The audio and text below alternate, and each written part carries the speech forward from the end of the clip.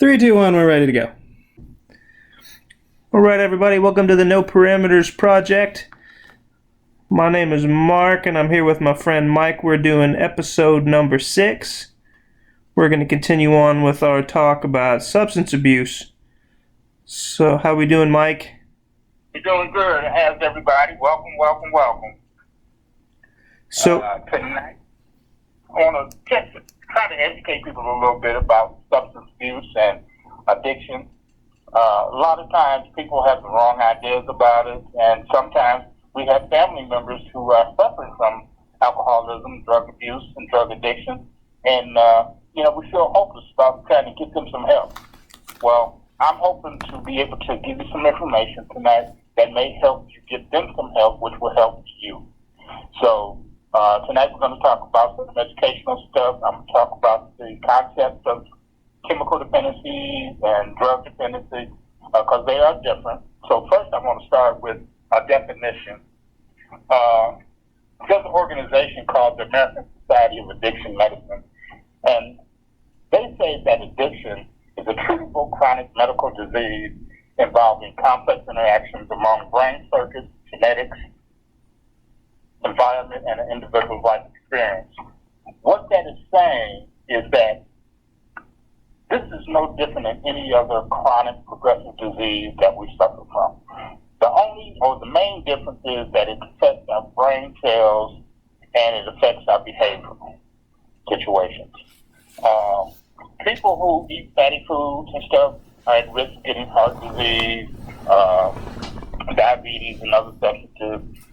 People who eat a lot of fat and stuff that could wind up getting some types of cancers and things of that nature.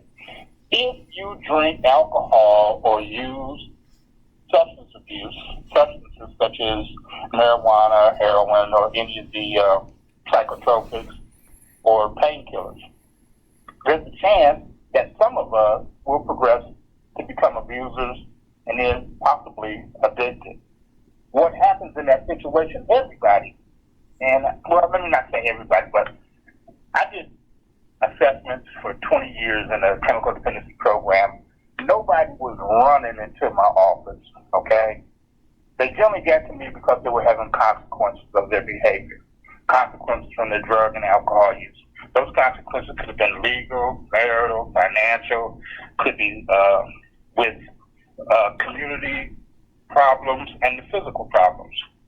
And they would be identified and they're coming for an assessment.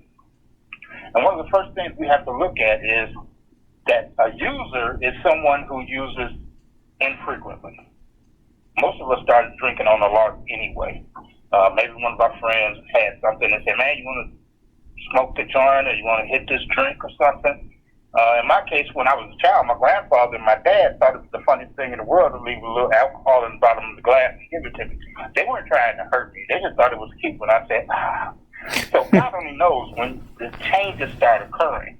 But one of the first things you want to look at, a normal drinker will drink 2 drinks and get just as drunk on those 2 drinks. Will never have tolerance increase.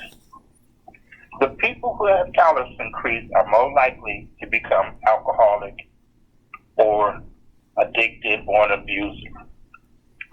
When I say addicted, they have a tolerance increase and they go from drinking those 2 drinks to maybe drinking 3 drinks to 5 drinks and maybe more. And you have seen that with your family members and maybe not thought anything about it. But along with that drinking comes consequences. They may get a DUI.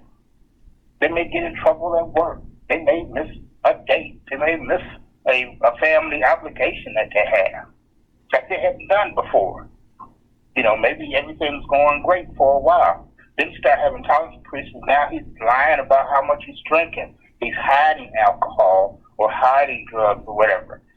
So that's when you go from just using frequently or infrequently rather to using frequently at a greater amount. Okay, that's when you start going into the addiction of the alcoholism. And as it gets worse, you start manifesting the other problems that come along with that, which is the medical stuff. They start having some medical problems. The doctors is one of the first people that may mention something about it. Well, generally blow it off. Part of that is there's denial in the tolerance increase. When we have the tolerance increase, for some reason, we think, well, I'm getting used to drinking. I'm getting used to the amount of marijuana. Oh, I just need another pain pill because the pain is getting worse. And what's happening is the pain starts getting worse. Your body just becomes acclimated to the drugs that you're using. And it affects brain cells. We have in our brain receptor sites. And this is going to be kind of hard for some people, but on our brain we have receptor sites that in our body we have receptor sites that will take in the substances that we ingest. We have amphetamine receptor sites in our brain. We have THC receptor sites in our brain. We have opioids receptor sites in our brain. The human body produces its own amphetamine, its own opiates. That's why the brain has a receptor site. So when we start using that artificial stuff that's coming in from outside, the body starts getting acclimated where it needs more of it to act in the same response that it did when we first started using. That's the medical component of this. Anybody has any questions? Mark, you have any questions on that so far? Well, it's the whole receptor site thing kind of is just, it boggles my mind. Like, I don't understand why our bodies would, like opioids and other things, like that our bodies are already producing those things. It's just crazy to me, the stuff that our bodies does. I just wonder what the whole, I mean, I don't know that either one of us would know, but it's just amazing to me. I don't understand why the body would produce something like opioids or... When we get in pain, our body produces substances to try to alleviate some of that pain. Just like when we get under stress, we produce adrenaline, which is an amphetamine. Okay? So the brain has to have receptor sites to utilize that stuff as it goes through our bloodstream. It's like I guess how it produces anything else, how it, like serotonin or adrenaline or oxytocin and all those things. I guess it's just our bodies producing those things to, I guess, make us feel better, even like for emotional pain, not just physical pain, but... Oh, absolutely, because we get endorphins, which make us feel better. It just depends. You ever heard about the story about the lady whose child was up on the car? Oh, I see. Yeah, like when there was an accident and her adrenaline was pumping and she was able to lift the car. Absolutely. That's what I'm talking about. We have, this is my belief. Now, this is not in any journal or anywhere, but we have within us everything we need to be okay. It's just learning how to utilize it.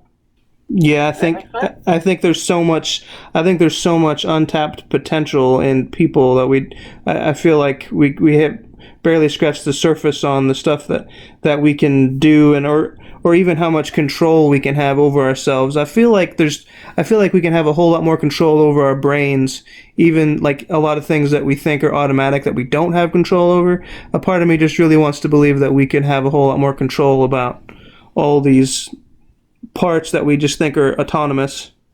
Right. I mean, because correct me if I'm wrong, but I remember somewhere hearing that we only use like 20% of our brain capacity. Imagine that. That's what we do with 20%. Yeah, I've heard that said before. I've also heard it. I'm not an expert, but I've also heard it said before that we might use 100% of our brains, but we don't always use 100% of our brains all the time. Like we're using certain parts of our brains are firing during certain periods and certain things. And that can be true because it can be situational. Right. It's just like, once again, going back to the abuse of drugs and alcohol, people generally tend to drink more when they're under stress, anxious, or trying to relax. Right. Because alcohol is a depressant. So what is it going to do? It's going to relax you. You ever notice when people are in a bar, if they're drinking, now here's a guy who got a pack of cigarettes every day. He's only smoking 4 to 5 cigarettes a day. But he goes in a bar and he starts drinking, all of a sudden he's smoking a cigarette every 5 to 10 minutes. Alcohol is a depressant. Nicotine is amphetamine. I gotcha. So he's trying to pick him, he's going down with a depressant and he's trying to pick himself back up or something. and it's not intellectually happening. No. It's happening because the body knows it works like that. And it sends a message to you, and it goes to your hand, and you pull out a cigarette, and you will balance it back out. And it's back and forth. I always wondered why I smoked so many cigarettes. I was a back-in-day smoker when I was using. When I wasn't using, I was down to 4 to 5 cigarettes a day. And it was because my body was always trying to reach homeostasis. You know, it was never balanced out as long as I was using and abusing drugs and alcohol. Right. So, and that also ties in with some of the psychiatric stuff that I'm going to get into, probably not in this episode, but later on down the road, because that's another component of addiction.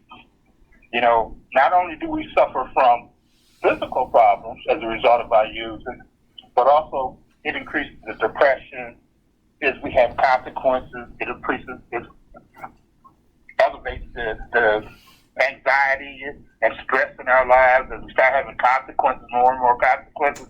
So some people like me, I became very depressed and had suffered from anxiety all my life. And like I kidded with you earlier, I said, when I was smoking pot, I've never had an anxious moment.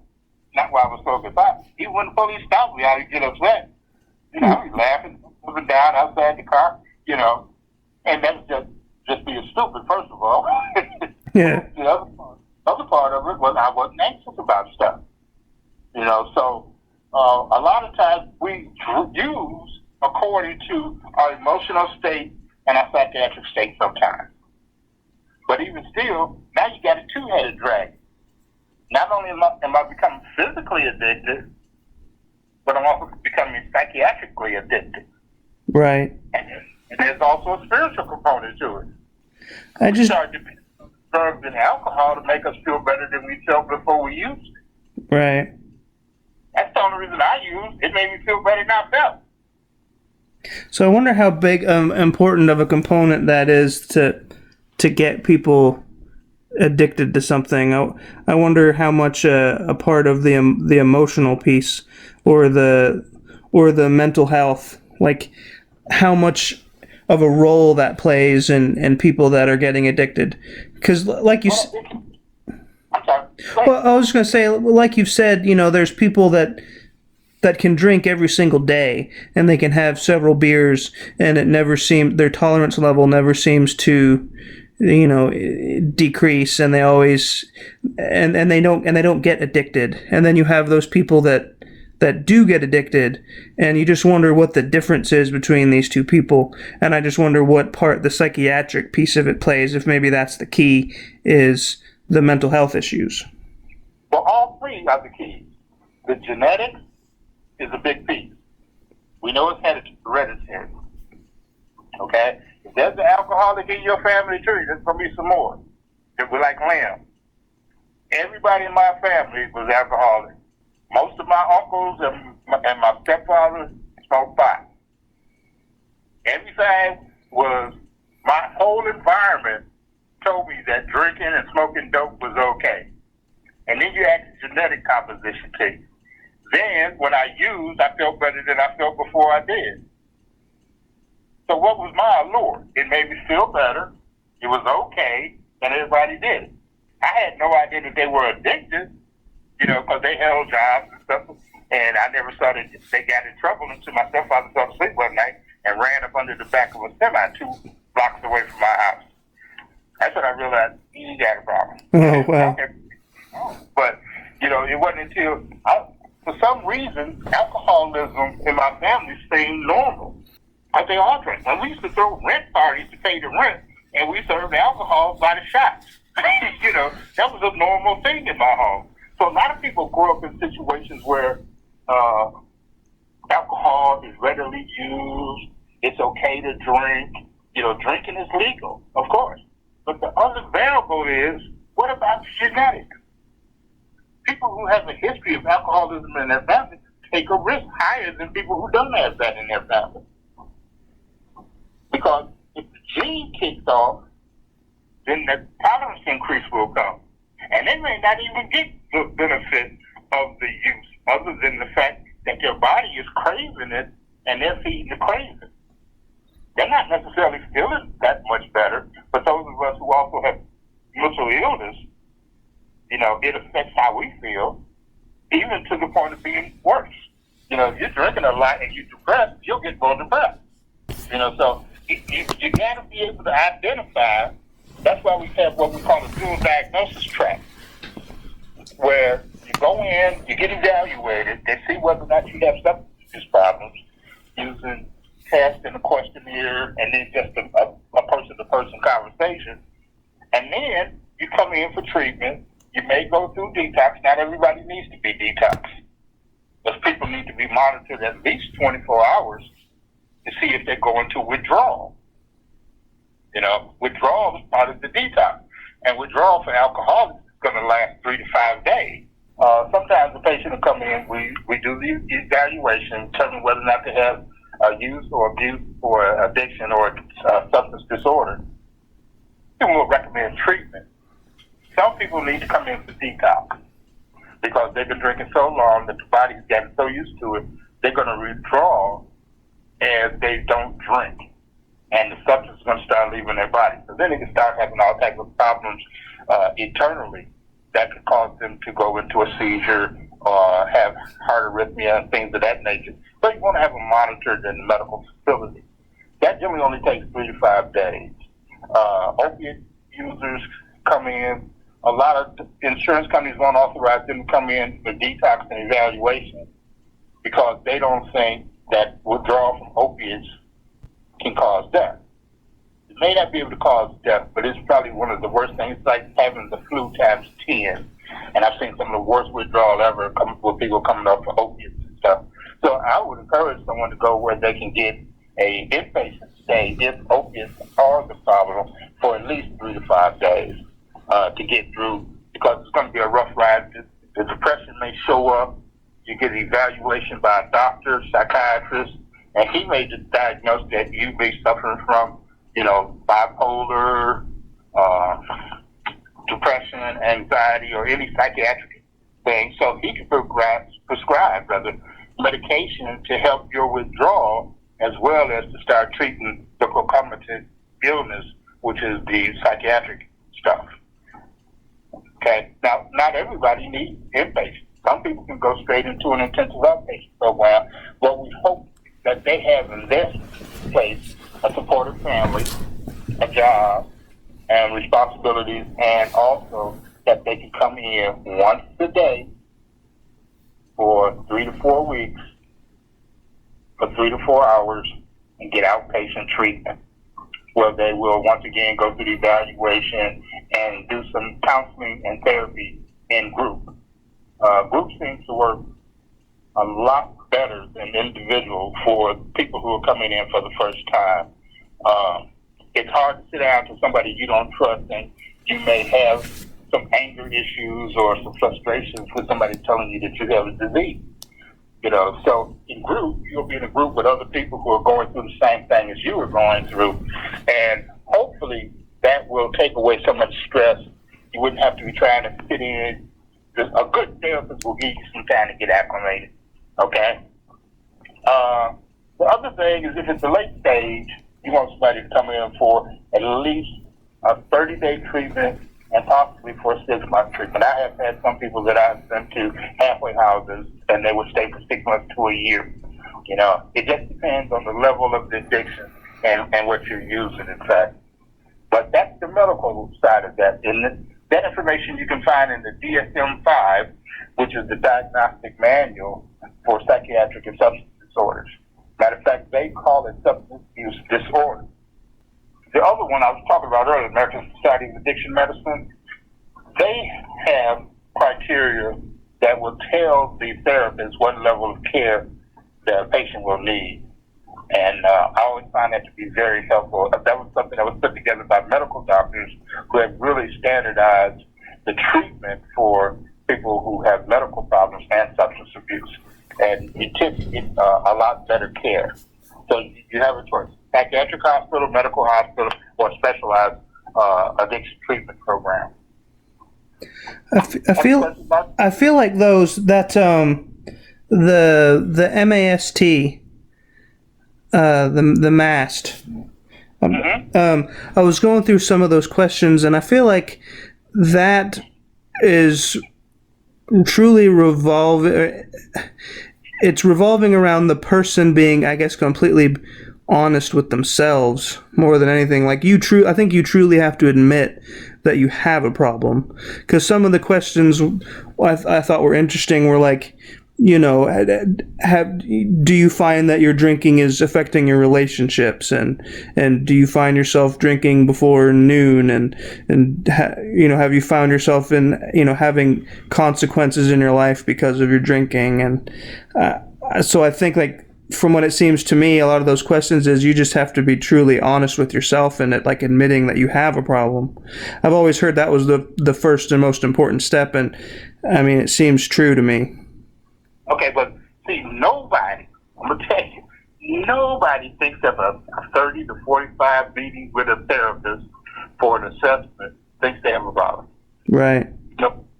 The hammer that I always had is that people were saying to me about their doctor, their psychiatrist, their boss, human resource, the court. Okay? So I always had something I could go back on. You wouldn't be here if your drinking wasn't a problem. See, it's easy to get through that. Because we look at the test, right? And we go back through the test, and we'll go down through there. It says, have you ever drank more than you tell it to? No, I've never had.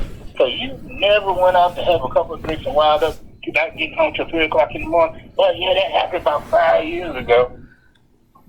But you said it never happened. So that's, yeah. You know, and you can just go through it. There's another tool I used to use. It's called the Substance Abuse Subtle Screening Inventory. And it was created by a guy up in Indianapolis. And I helped him finalize the product. And what it does is asks you about 75 questions. And most of them are true and false. And then there's a graph that you put over the test, and it'll show where this guy fits on this profile. And it was very good. I loved it. You know, that common sense, clinical technique, you can generally get through to a person, and if nothing else, you can use some hammers and say, well, if you go back to work and you drink again, they're going to fire you. So you need to come in here for 3 to 4 weeks, or you come in and we can do a detox on you, see if you need it. And then we can look at putting you in an outpatient treatment where you can still go to work and then come in here in the evening and not have to be locked up in the hospital. And the only way we can tell is if we get you in here and do an evaluation. Now, they usually only have one choice. Yes or no. And I generally controlled that, you know. Because nobody, like I said, nobody came to me running in saying, man, I got a problem. I need to get some help. I did it for 21 years, and I never had a person come to see me. You know.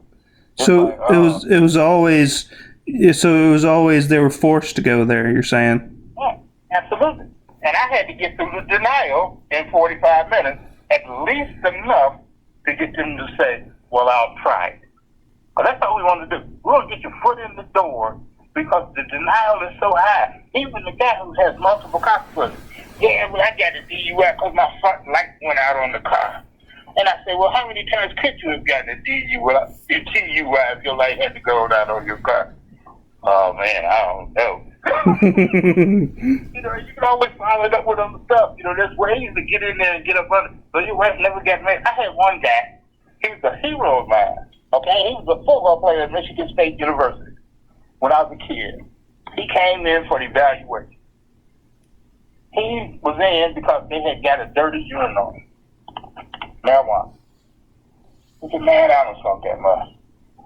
I said, you drive one of them big old trucks and deliver the coke and stuff to the store? Yeah, man, that's what I do. I said, you smoke a pot every day? Oh, man, I generally don't smoke till I get home. So when you get home, hey, kids, you got? I got 3 kids. I said, so where do you smoke? Do you go in the house and smoke with the kids? He said, no, man, I smoke out in the car or in the garage. And then I go in with the kids. Don't nobody know. I said, so the kids don't smell that reefer on you. And I kept going. And finally he had to get to that he put his kids at risk, smoking dope and driving with them. He's also lying to himself about keeping it away from folks. Otherwise he wouldn't come to see me in the first place because they wouldn't have got the UBS off. See what I'm saying? Right. And I talked to him, do you hug your kids when you're in the house? And they said, no, I try to stay away from them, man. How's that being a good dad, you staying away from your kids? He came in, I didn't put him in patient. I brought him in for the evaluation, we put him in outpatient, he did good. But I've had some bad ones, you know, because not everybody's going to get clean and sober. It's just like any other disease, Mark. You know, people have diabetes. Probably 30% of the people with diabetes are compliant with medical orders. 30%? What's the difference between that and an alcoholic when you get 33% that get clean and sober? Wow. And a 67% failure rate. You know, how many people die every year from heart disease, COPD, and all this stuff? You know, it's probably a 30%, at a minimum of 30% rate of non-compliance. But everybody thinks that alcohol and drug treatment doesn't work because people come back and they start drinking again. Well, people come back and they eat fat food, gain 30 pounds after they had heart attack. Ain't nobody pointing their fingers at them, you know. Right. Now, the wife's probably pointing their finger at them, but, you know, it's not like they're the scourge of the earth like people try to treat alcoholics and drug addicts. Right. It's a whole different stigma. Mm-hmm. Absolutely. But that's the part of the denial that the addict builds up because I ain't that bad. Right. I had a president tell you this. I had a president of a company up in Indianapolis. Him and his wife would drive down here to go into the projects down 9th Street and Muhammad Ali to buy crack cocaine in their Mercedes-Benz on Friday nights. Did you hear what I said? I did. I asked her, I said, why did you drive down? She said, because he needs it. If he doesn't need it, you need to quit.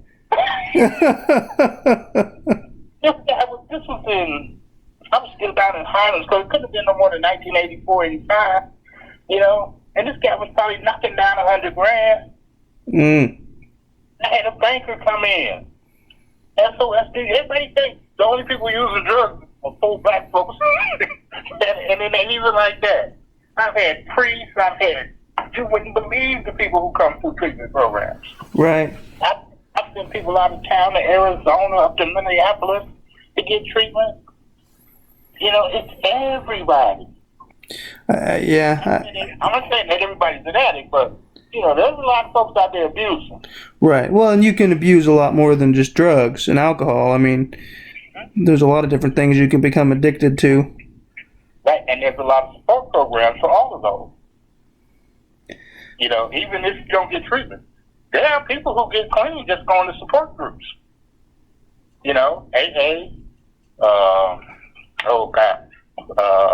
Overeaters Anonymous. I mean, there's like probably 25 different 12-step programs in this country, maybe more.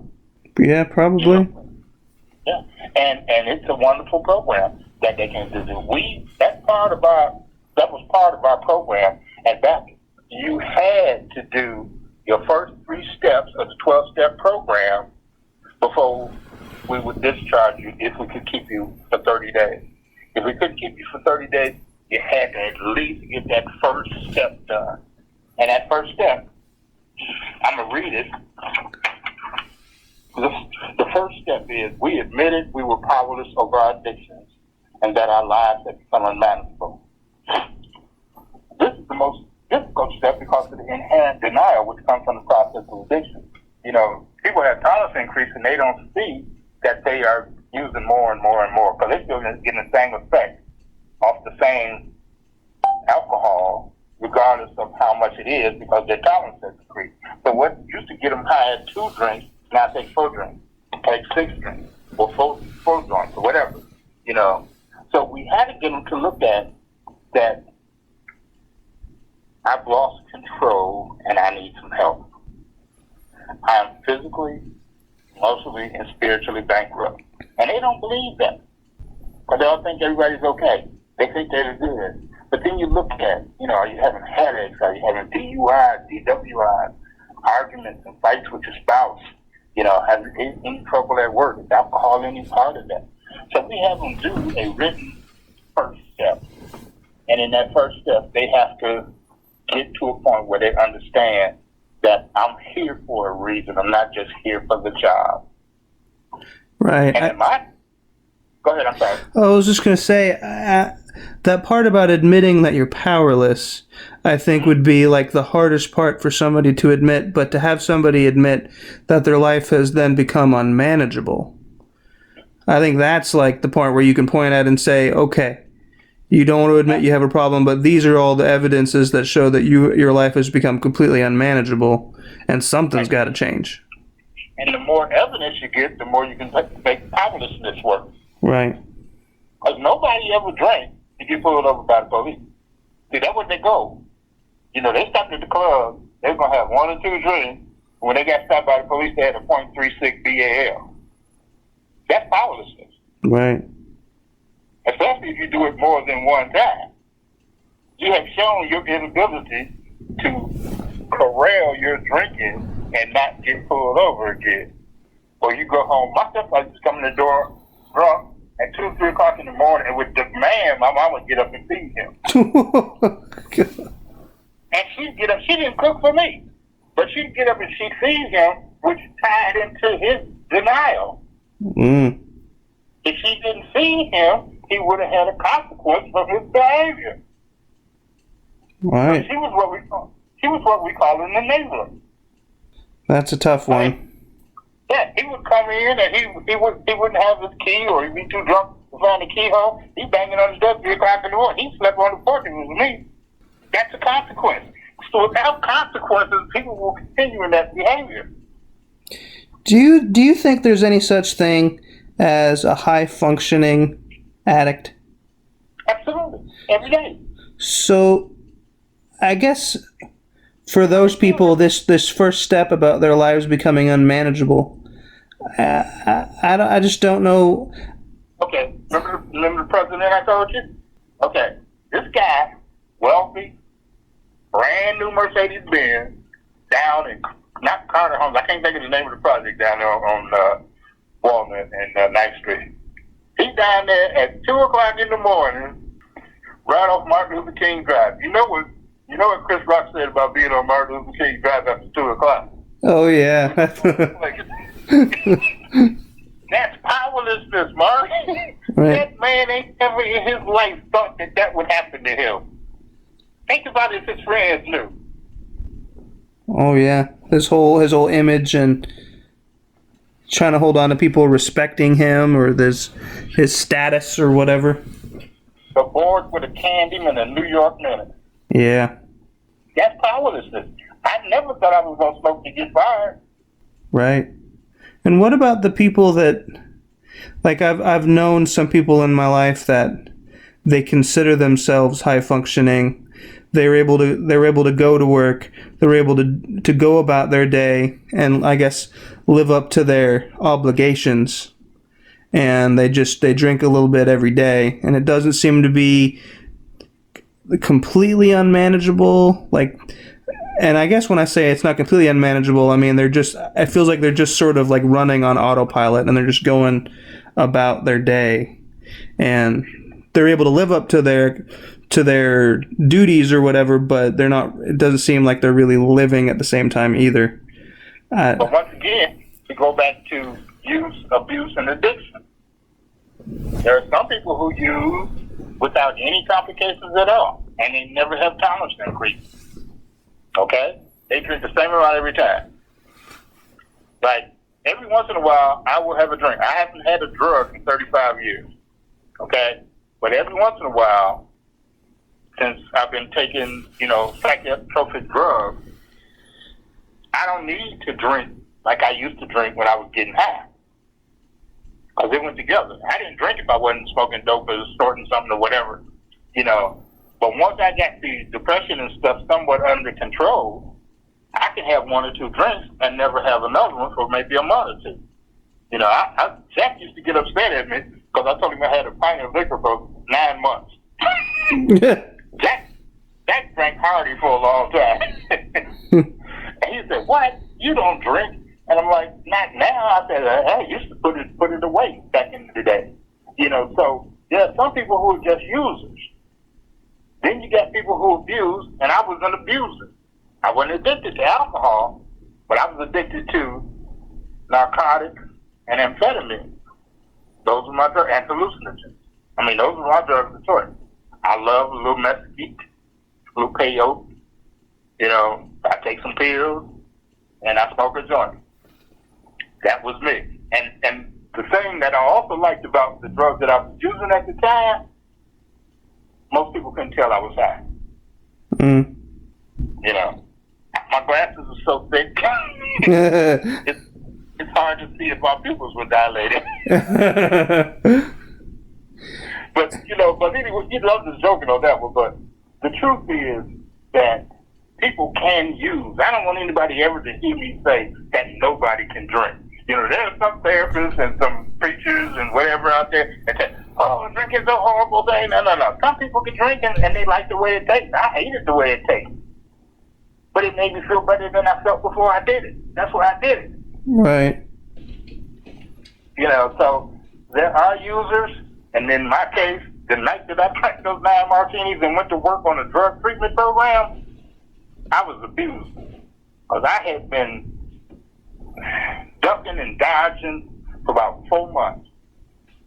I had stopped drinking. I had stopped getting high without going into treatment. And I went down to the Hyatt Regency just to have one beer. I had 1 beer and 9 martinis. Now, I knew the barmaid. I paid for 1 drink. I looked at my watch. It was 9:30. I had to be at clock at 11. I had to be working at 11 o'clock. I'd been in the Hyatt since 12 o'clock that afternoon. That's when I went to work. I fell asleep before 12 o'clock. I punched in at 11. And at 3 o'clock, the nurse woke me up, tapped me on my foot, and said if she ever saw me like this again, that she would fire me. Right. The only thing in that job for 20 years after that was they didn't do a blood alcohol. They didn't suspect that I was using. If they'd have done a blood alcohol, my blood alcohol would probably been 0.36 at least. Wow. And that's when I realized that I had an abuse problem with alcohol. I'd been clean off of the pot and stuff.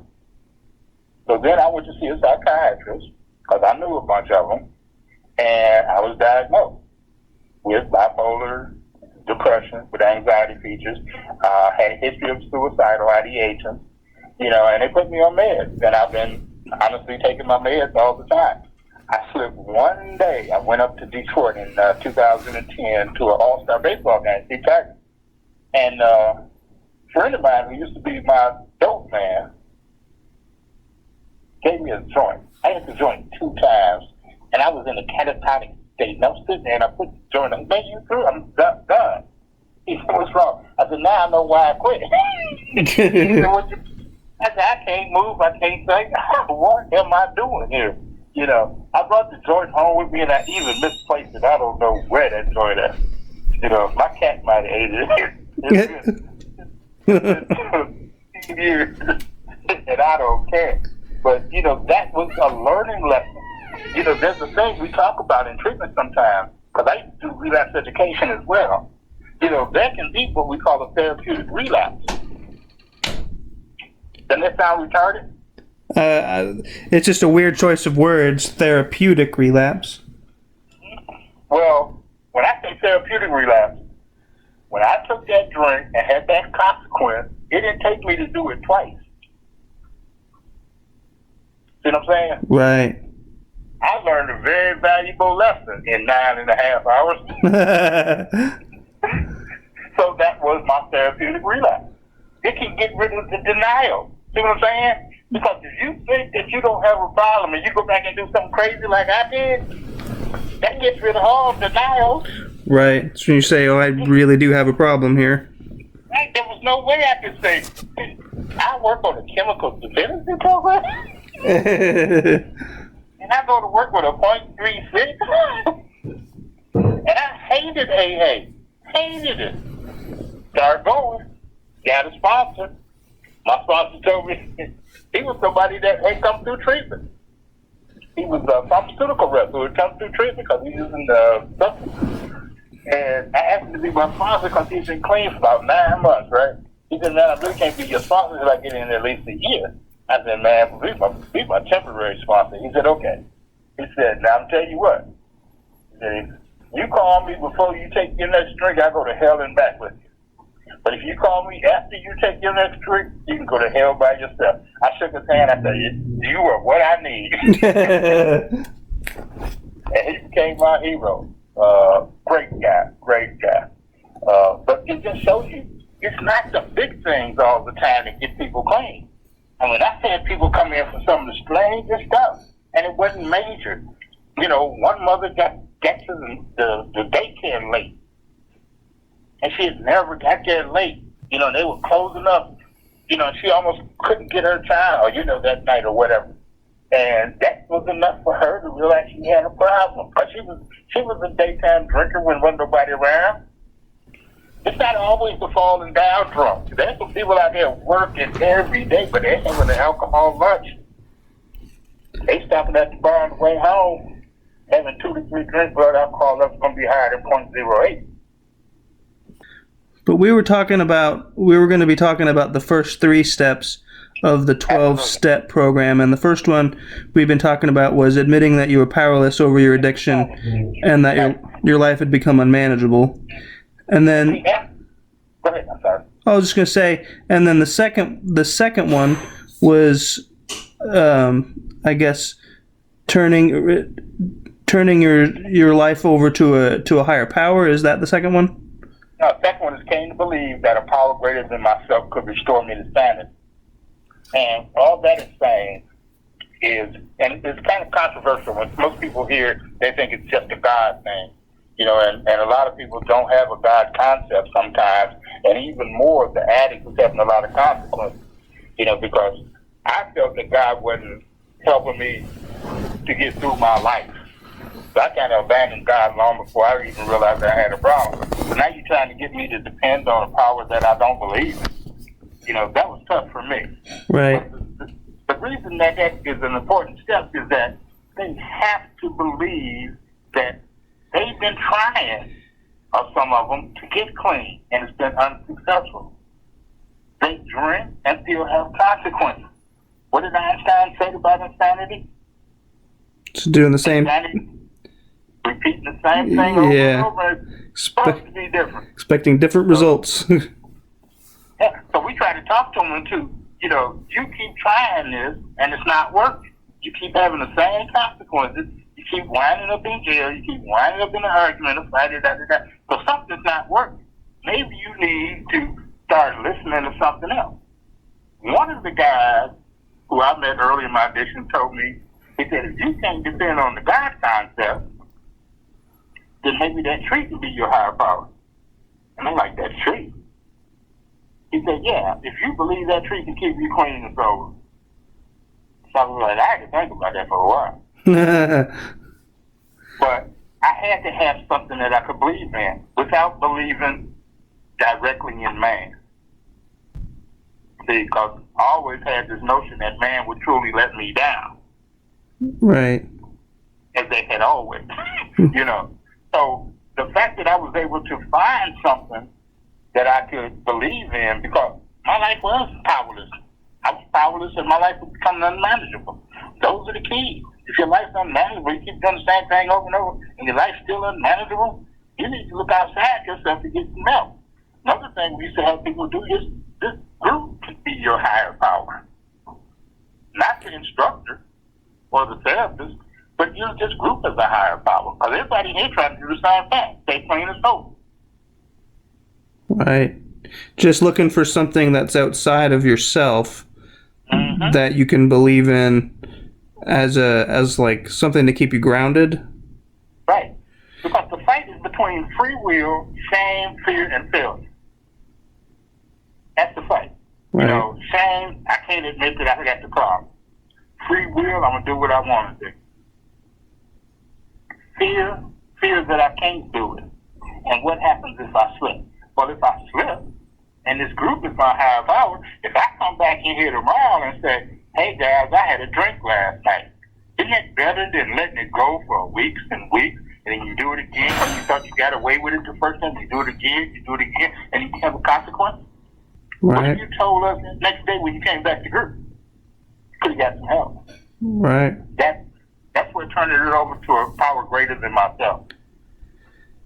I think that's a good distinction, because when I was going through it, you know, it would be harder for me, and from my own beliefs, to say to turn myself over to a God figure versus turning myself over to a higher power. I mean, I could see where there would be a lot of, because not everybody ascribes to that belief or that mindset that there's like a God figure, but to say that it's a higher power, I think that would just make it truer for everybody. Mm-hmm. And sometimes we don't use higher power. Sometimes we just say that a power greater than myself. You know, it just depends. Some therapists are more comfortable with higher power, and some more comfortable with just a power greater than. But the main thing is to get them to buy into reaching out for help. Not trying to do it alone, not trying to be a hero, you know, and stop doing self-will. Because self-will is all the time going to take you back. I'm going to do what I want to do when I do it. I can have one drink, won't nobody know. One drink leads to 2 drinks, 3, 4, 5, 6, 7, 8 drinks. You know, you just don't know. That's the thing about what happens. See, when the alcohol goes into your body, it changes everything, your genetic profile, your brain power. You know, some of the stuff can clog up cells and stuff and cause them not to activate and work right. You just don't know how everything is working within your body. You know, I mean, alcoholics have a high level of throat cancer, and because they also smoke cigarettes. You know, lung cancer. My stepfather died of throat and lung cancer. Actually, he had a cirrhotic liver as well, because he drank a 12-pack a day. That would do it. And there are people out there doing it who think, have you been to the U of L football game? I mean, I've watched a U of L football game. Okay, but you're never going to tell me? No. And these people show up with coolers with 24 cans of beer in it, and they leave with none. It's only 4 of them. You know what I'm saying? Right. And they think it's okay. They get behind the wheel of their car and they drive. See, I used to didn't think like this. I used to be like, well, where the party at? But now I look at that, oh man, there's no way I ain't driving past U of L when that game over. I used to leave the game late. I let everybody leave. I be sitting up in the hard steel features, you know. But going back. After we do that second step, it admits that we need help. And that when I admit that, it nullifies the addicted portion of their self and take hold of the hope that sobriety is possible. That's a very important line there. It nullifies that addicted portion of themselves. Because no addict thinks they have a problem. None. Alcoholic, drug addict, none of them. It just happened. I made a bad turn. The police stopped me. My boss called me on what did they call it? It was where they just walk up to you and say, I need a urine sample. You know, there's a name for it, I can't think of it right now. Oh, like a drug screening? Yeah, they just walk up to you and say, I need to get a drug screening today. Because you can do that in most factories. You know, just don't, without any free or former problem. You know, if somebody looks at you, your eyes are yellow, you know, maybe we're not acting right, you got an attitude today. They come in and ask you for a drug screen. You know, so you never know. But, you know, accepting that responsibility, you got to fight that willpower and that shame and fear. You know, nobody wants to be an addict. Nobody wants to wake up. Nobody I know woke up in the morning and said, man, I'm a drug addict. Right. So when that guy was helping you and he said that you could use the tree as your higher power, you know, and you said you had to think about that, and you struggled with that. So what did you do from there? I used the tree for a week, and I was up at Northern Kentucky University, and then this guy, he was we shared a room up there for the alcohol school, which is a week-long school at Northern Kentucky. And the tree was outside, and we go outside on the tree every night, and we sit back out there. He'd sing songs, and I'd listen, and we'd talk. And he was from Pikesville. And he told me, he said, Mark, you'll never do wrong. I said, what? He said, Mark, if you just do the next right thing, you'll never do wrong. That's the best piece of advice I ever got in my entire life. And in my wildest dreams, growing up in Detroit, I never thought I'd be sitting out under a tree in Kentucky on the night sky listening to this guy from Pikeville playing country songs. But he helped save my life. Okay? And then after I went through that week, I went back to work, and that's when I asked Kermit to do for me what I couldn't do for myself. And I started going to meetings, not every day. You know, I was going sporadically, but I was working the steps. You know, I can't say I've worked all 12 successfully, but I have worked the first 3. Right. Which leads to the third choice, which is the step 3. Step 3 was so hard for me. It's called step 3. I made the decision to turn my will and my life over to the care of the God of my understanding. That was hard. Yeah. What I did was I went back to, when I was a kid, I believed in God and all the stuff. I used to go to Sunday school and everything, church all the time, and I was, you know, a rock in faith. Until my life took some bad turns. I had some consequences and things. Things didn't go right. I was an honor student, became a dropout. You know, I scored a 129 on the ACT. Could have gone to any college in the country, but I'm unemployed and 20 years old and just brain dead. You know, all I was doing was using and working. I think I had 10 jobs before I was 22 years old. And when I got clean, the people in the program seemed real God-fearing. They wanted to help one another. They reached out to you. They never told me anything that could hurt me. They only told me stuff that could help me. I went to parties where there was no alcohol. I never thought you could go to a party and not be drinking or under the influence. I took them to a New Year's Eve party one time, 2 blocks from the hospital, and I supposed to have them back at the unit by 12:05. We didn't get back to the unit until 2 o'clock. They were singing country songs. I thought I told you to be back here at 12:15. I said, man, we lost track of time. We were having so much fun. I never thought in my wild imagination that would happen. So when good things started happening to me from the people I was being with versus the people I had been with, I started trusting what they were trusting. Then I developed my relationship with a higher power again. And that higher power is God. Okay? But most people will hear me refer to Jesus Christ more than they will hear me refer to God. Okay? Because I try to live the gospel of Jesus Christ. And if there's a God there, he knows I'm in his corner. But right now, if you ask me something, I'm going to tell you Jesus Christ. Jesus Christ said, you know, because I have not found anything wrong with that. Right. And some people, they don't get to the God seat ever, but they still have to have something. So we try to get them hooked in with the 12-step program. You know, if the 12-step program could be your higher power. You know, I don't want your therapist or your girlfriend or your wife or none of those people, because they don't know what you're going through. They don't know what can help you. You know, they're just acting on the impulse. You need to get somebody who has walked the walk that you walk and understand, you know, what you need to do. So you need to be connected to somebody who's connected to a higher power, even if you don't think that you need one. Right. I was thinking about that step number 3 a bit. You know, that was one that I'd looked at many times, about turning your life over to the God of your understanding. And I'm thinking about, what it makes me think about is, and it's weird to say this, but Albert Einstein, in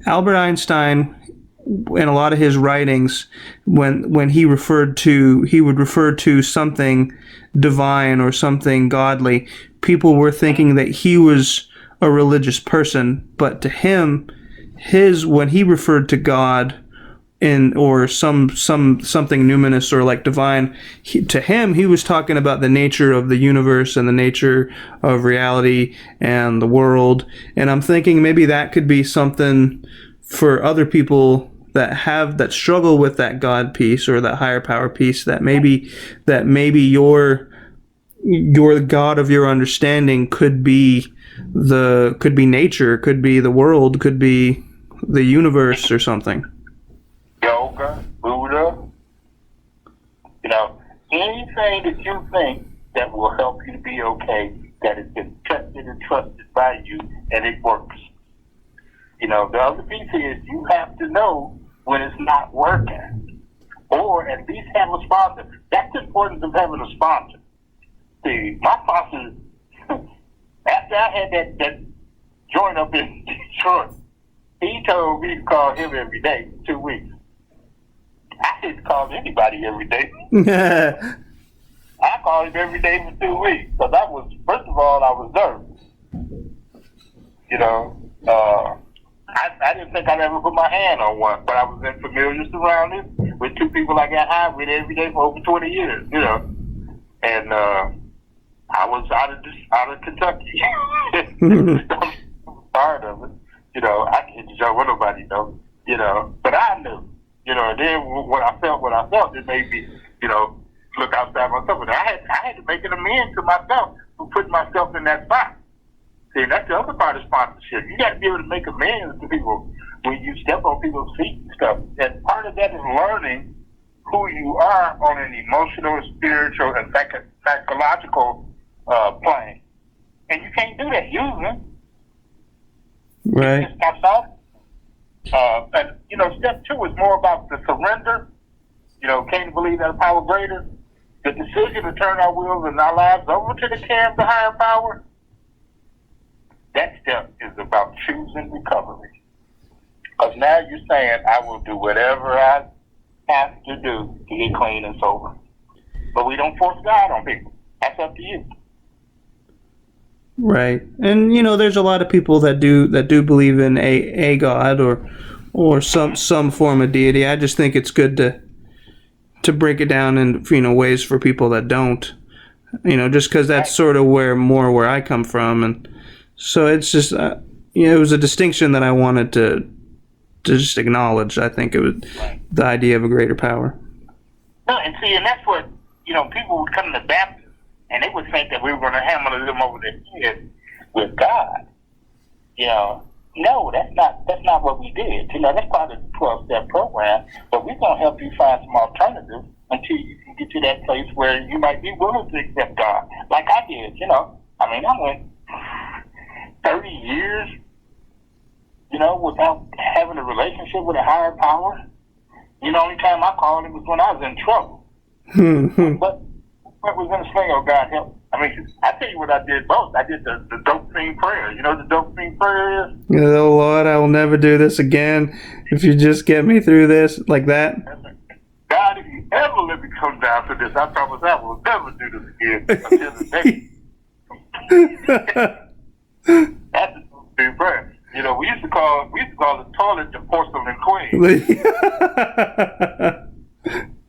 Had your head on the toilet, nice and cool. It's cool on the side. But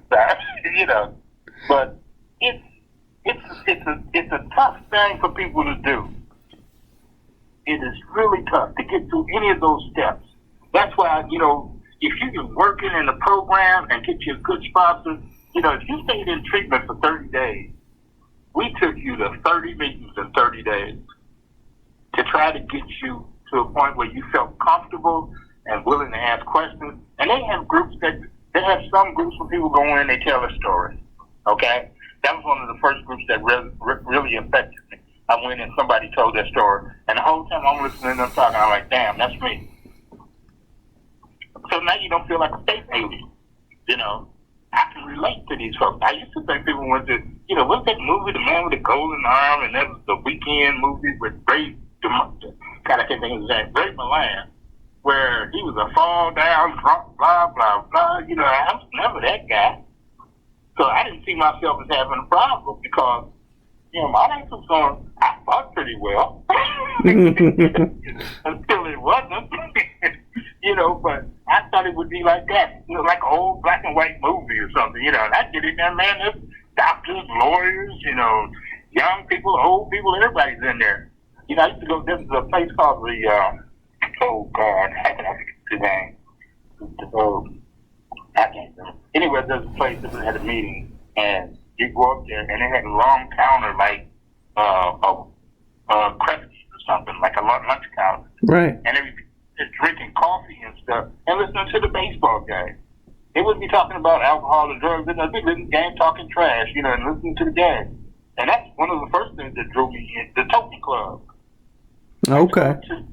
And I would be there, and they had, first time I went, there was a speaker all the way in the back.